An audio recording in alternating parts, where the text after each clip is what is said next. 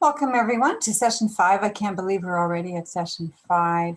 I'm going to just bring up my screen. The intro says everything, so I don't need to introduce myself at this point, I don't think.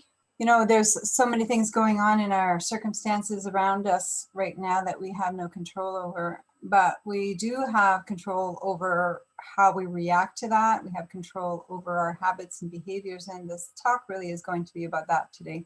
Some daily routines that will help us to enhance our ability to learn, to stay calm, to stay healthy, and to continue to enjoy life regardless of what's going on.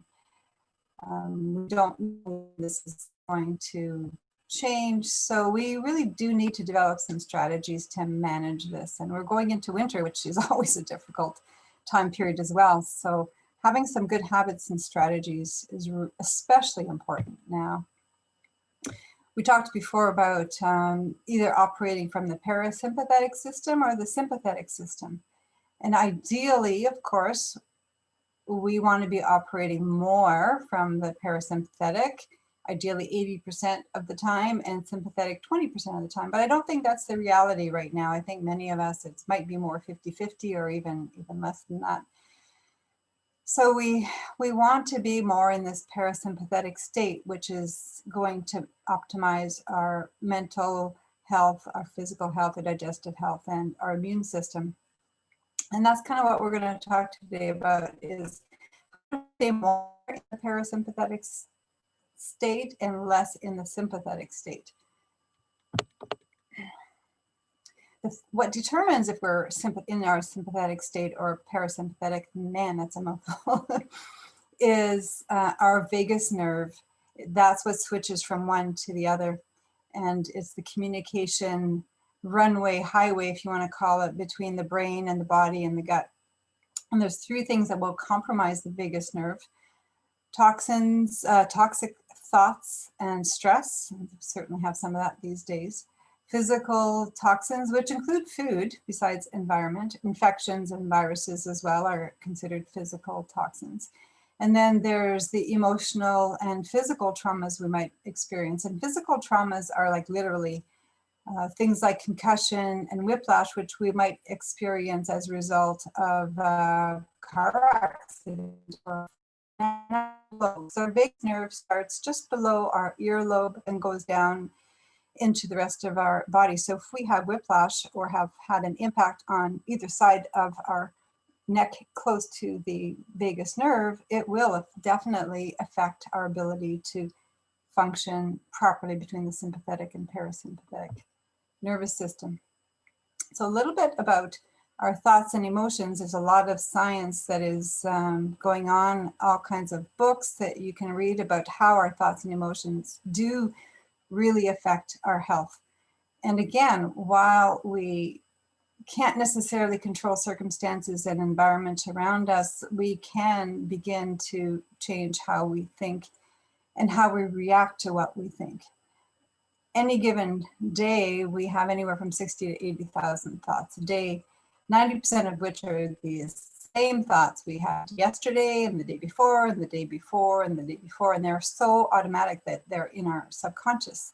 And these are the thoughts that have determined our belief systems and what we think about ourselves and our environment and our self-talk. And it's all done so subconsciously we don't even realize it.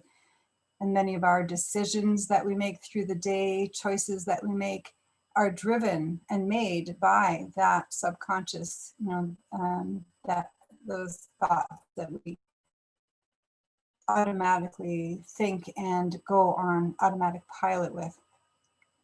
All of these thoughts are going to create either a positive or negative biochemical reaction. And those reactions will produce either healing or harmful chemicals that get distributed through our body and brain. And that's triggered not so much by the thought itself, but by the emotions that that thought elicits. And again, our brain doesn't know the difference between what is real or imagined, and we can react just as much to a memory from the past as a fear of the future. So those chemicals are always being released all day long, whether we realize it or not, which is again why how we think matters and what we think matters. Henry Ford, I love this quote, said, whether we think we can or think we can't, we're right. So we will, what we think will determine to a great degree our future. And our mind is extremely literal, and it doesn't discern between true or false, good or bad, positive or negative. It just takes what you say literally. People who have higher levels of positive emotions do a much better job at managing stress because they have learned to engage their parasympathetic nervous system rather than the other. And again, the habits and behaviors I'll be talking about is what this is about. It's how do we start to do that. There are many different ways of doing that, as I'm going to get into.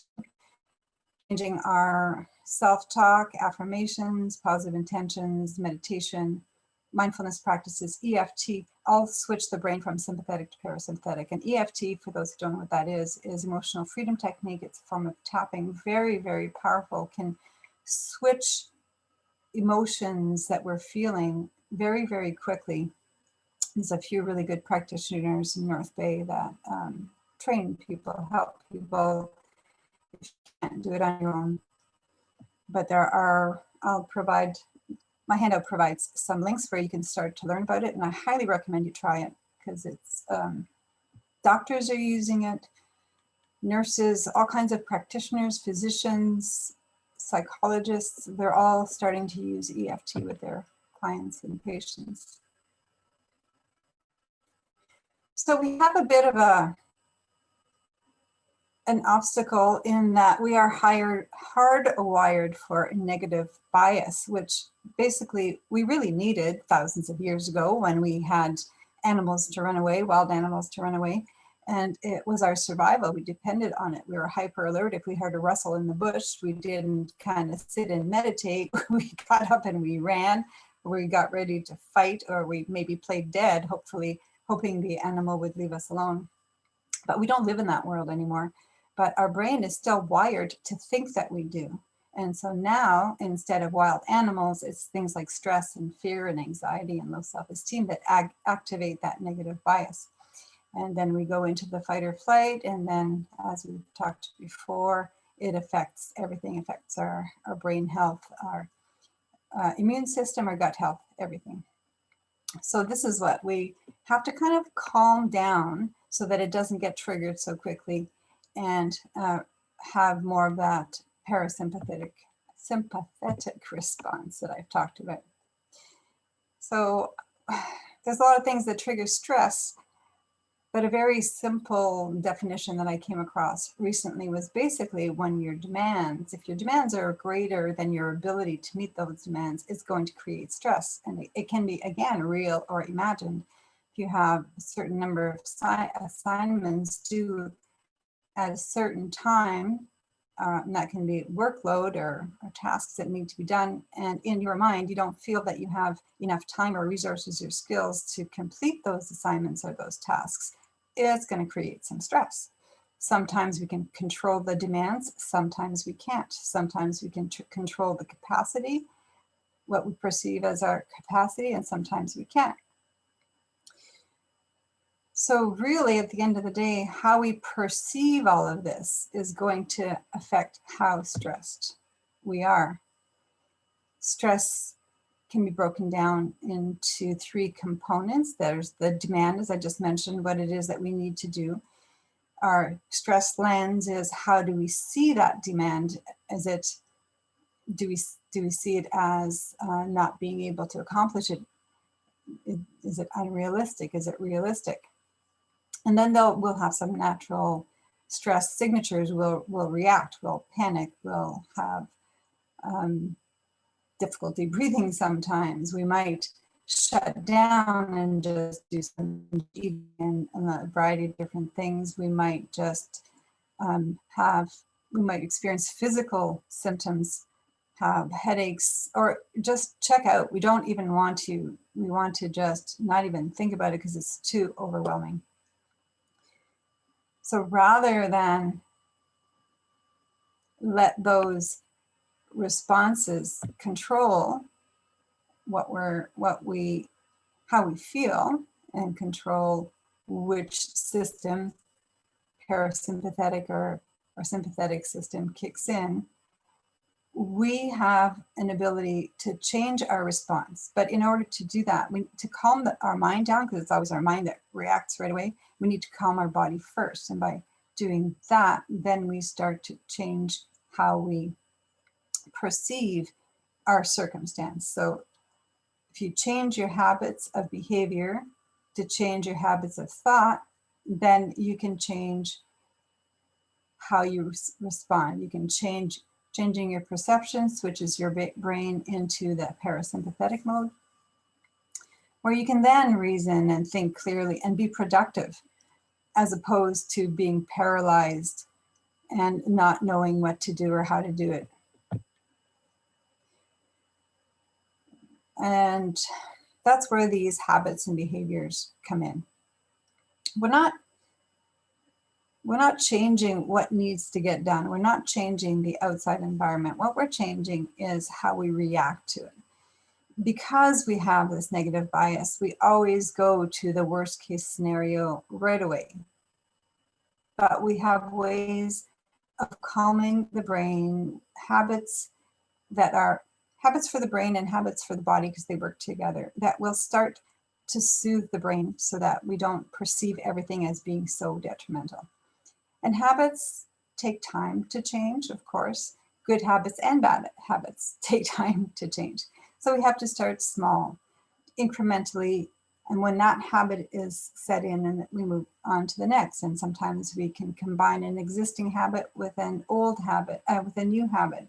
To make it easier, we can have clues to trigger a new habit. There's lots of different ways that we can start to establish these new habits, all designed again to calm our brain, be healthier. Of course, calming our brain means healthier gut, healthier immune system. I'll say that over and over again. So where do we start? The brain and the body love a routine, and that doesn't mean you're a robot. You do it this way and this way and this way and this way. But if you can do certain things the same time every day, your body starts to get used to it. And then you're just doing it automatically. You're not even thinking about it anymore. And your mind is not creating resistance, because that's one of the first things that happens when you start a new habit. There's all kinds of resistance. Oh, I can do it tomorrow, or oh, it's not that important. But if we can just push through those thoughts and start these little routines and new habits, after a while, we don't get that resistance anymore. So because the body likes rhythm and routine, and we operate much better when our circadian rhythms are operating within the same time frame. If we can set our alarm clock for the same time every day, every morning, and actually put our feet on the ground when that alarm goes off, that's a really good start. And everyone has different work schedules, or I don't know what your school schedule is, so that may vary. But ideally, you want to be trying to get up sometime between 6 and 7. That may not be realistic for everyone. You may need to start a little later and work your way to 6 or 7. All of these habits and techniques that we're going to talk about, and routine, you need to adapt for your lifestyle. So they're just suggestions, some of them highly recommended. One of them being meditation. You already had people talking about meditation, so I won't go into it too much, but I do want to say that meditation, whether that's just listening to soothing sounds or deep breathing, just 5 minutes a day is going to improve your brain function structure, and the neurons in the happy brain center, which we do have, will get stronger, in that fear-based brain center, which is that negative bias default center I talked about, starts to shrink and get weaker, so that we're not defaulting to that so quickly all the time. And this is one of these things that we don't really notice right away that it's helping. But if we consistently do it 5 minutes a day, first thing in the morning, if possible, because if you're doing it later in the day, it's kind of already a moot point because we're already in that stress mode. If we can start doing it consistently, same place, same time, and slowly increase the length of time, that habit will become a very well-ingrained habit. And you'd be surprised at the benefits you can start to experience with just 5 minutes a day. And that's the same with any habit. Just start with 5 minutes a day. One very good habit to start with for your body is to drink water first thing in the morning. Warm water with or without lemon juice is going to really detoxify your body because it's flushing out all the toxins that your body has produced over through the night while you were sleeping, healing, repairing, fixing cells, organs, systems while you slept. And it does not do that while you're awake. It only does that while you're sleeping, which is why sleep is so important. Then you can have your coffee if you drink coffee.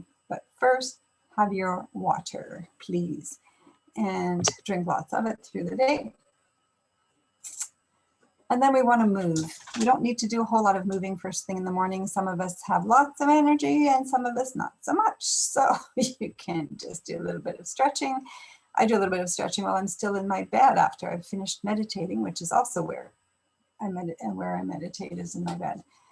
I'm not ready for the walk, the yoga or the dancing, but I like to have that kind of energy first thing in the morning. Another good habit to implement in the morning is to do a journal or gratitude list or have some positive affirmations. Not so much to ignore other things that might not be so great out there in the world. There's lots of things that we can criticize and be upset about, but it crowds out those negative thoughts and those negative ideas, and it's replaced with more positive thoughts.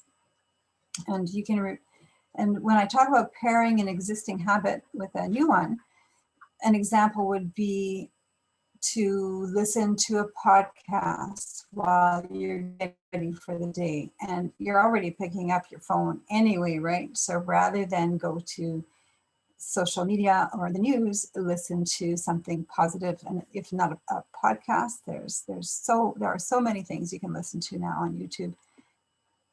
It's almost open. That is almost overwhelming. Which brings me to no negative anything in the first hour. News, emails, social media, they'll still be there in an hour. Stress is very addictive, and you can pick up on negative energy through the news, through the people that are giving the news, the posts that we see on social media, etc. We'll pick up on that. It doesn't matter if it's not right beside us, we're picking up on it. And that's going to start our day in the sympathetic mode, which is kind of defeating the purpose of everything else we've just done, like the meditation and listening to positive stuff. And then we listen to the news and bam, we're crashing already. Anytime through the day, it doesn't have to be in the morning. If we can incorporate a little bit of exercise, again, just 5 minutes, doesn't have to be 15, 20, maybe work your way up to that, but start with 5 minutes a day. You can even bounce on a big ball. Instead of, if you don't have a rebounder, just bouncing up and down on that is really good to get the blood moving to your brain and body. It's going to release endorphins. That's going to really reduce your stress and pain, increase your white blood count cells so that you're boosting your immune system. So incorporating this anytime through the day, or even just before you go to bed, nothing that's too high aerobic, that might keep you awake. But some weight resistance or a little bit of even, I don't know, jumping jacks or something is going to be highly beneficial. And of course, we want to be always feeding our brain with lots of foods that support the brain and lots of water through the day. I've already mentioned that before. Some quick rules to brain healthy eating. We want to eat high quality foods that are not necessarily high in calories, but nutrient dense, lots of water, like I said. We've gone through all of these before.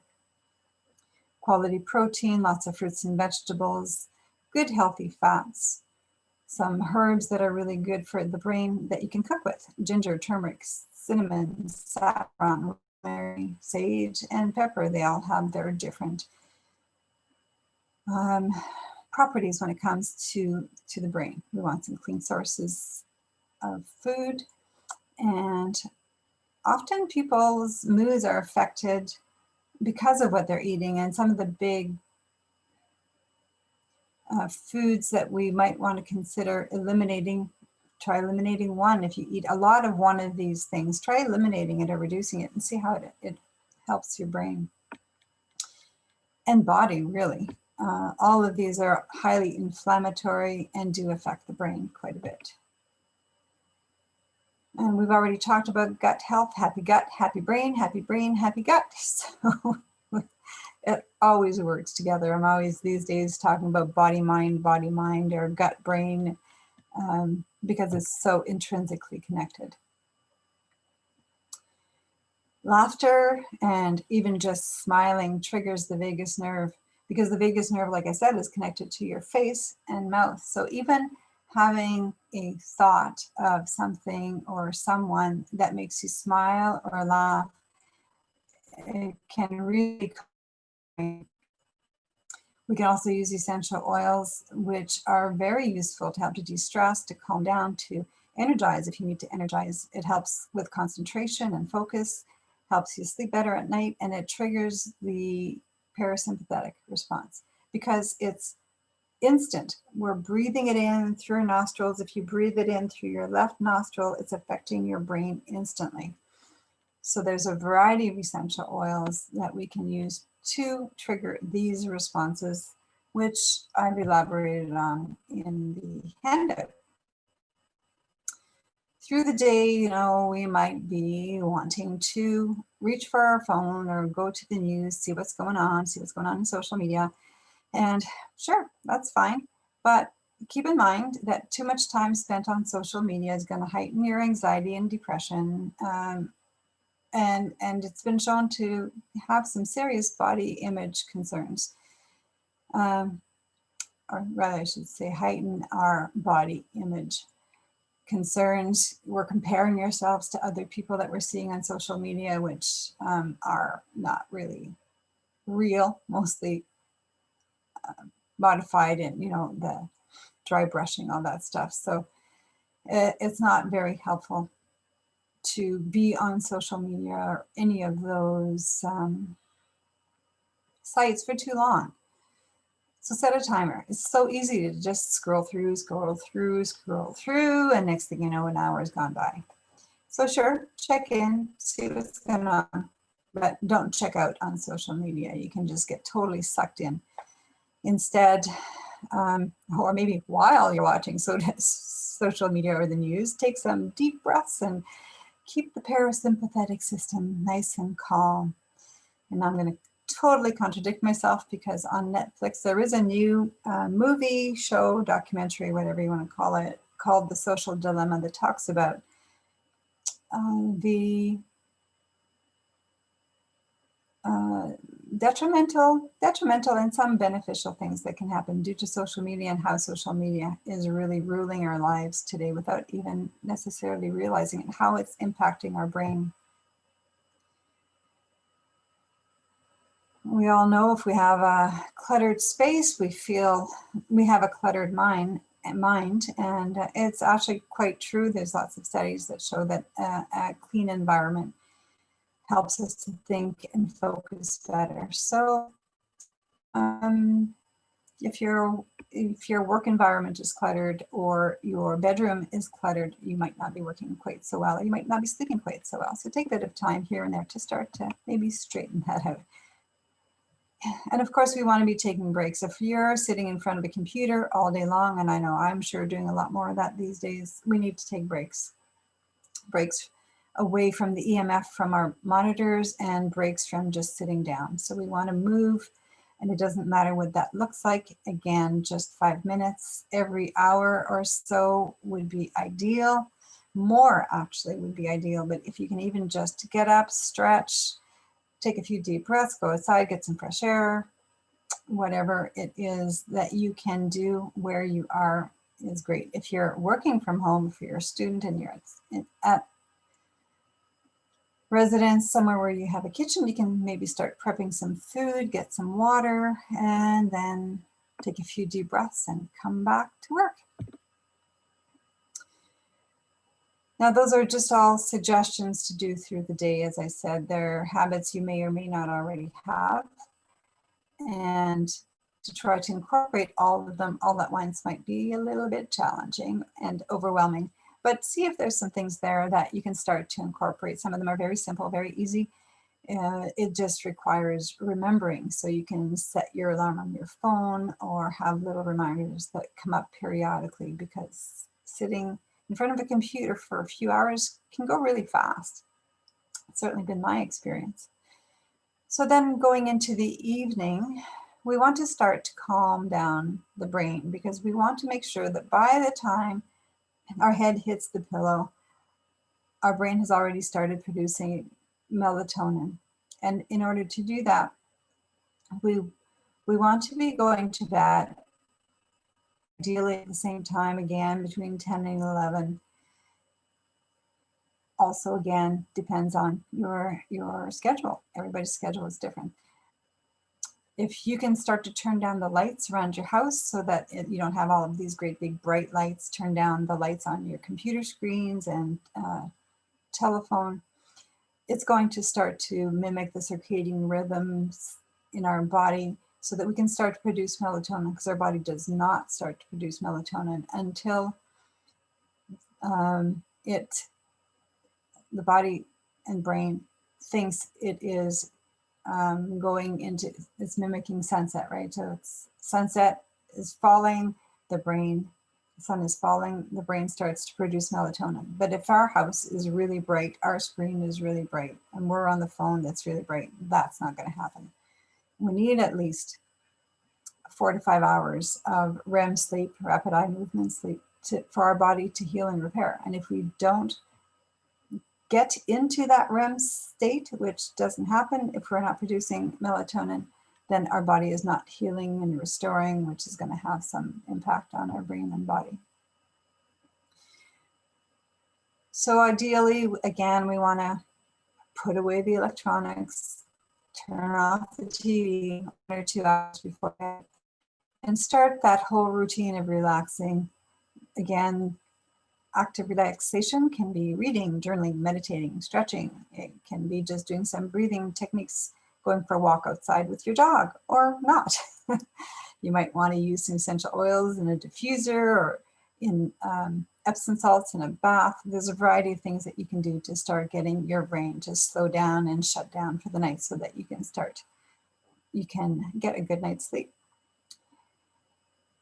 And just before going to bed, if you're taking your phone in with you, then really please put your phone on airplane mode. Otherwise, the EMF is still affecting your brain, and your brain will not produce melatonin. And it's not just your brain, your gut produces actually most of the melatonin. It's not going to happen if your phone is on and by your head and turn the ringer off.